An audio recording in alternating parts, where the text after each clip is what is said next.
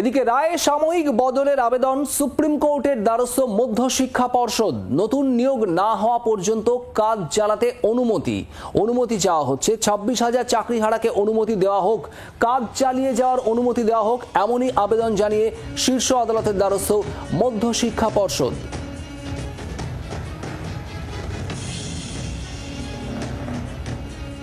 ছাব্বিশ হাজার শিক্ষক শিক্ষাকর্মী চাকরি গেছে শীর্ষ আদালতের রায়ে। আর এই পরিস্থিতিতেই সুপ্রিম কোর্টের দ্বারস্থ মধ্যশিক্ষা পর্ষদ নতুন নিয়োগ না হওয়া পর্যন্ত তাদের কাজ চালাতে অনুমতি দেওয়া হোক, এমনটাই আর্জি। অর্ণবাংশ নিয়োগী আমাদের প্রতিনিধি রয়েছেন আমাদের সঙ্গে। অর্ণবাংশ, মধ্যশিক্ষা পর্ষদের তরফ থেকে ঠিক কি আবেদন করা হচ্ছে?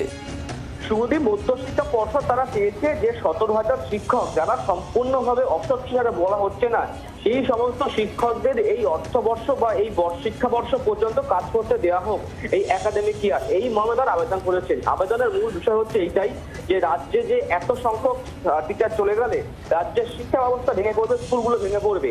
তার জন্য বোর্ডের তরফ থেকে 16খানা স্কুলের এক্সাম্পল দেওয়া হয়েছে যে একটি স্কুল মুর্শিদাবাদে রয়েছে, যদি টিচার চলে যায় তাহলে থাকে মাত্র 2জন টিচার, সেটাতে স্কুল ভেঙে কিভাবে চলবে।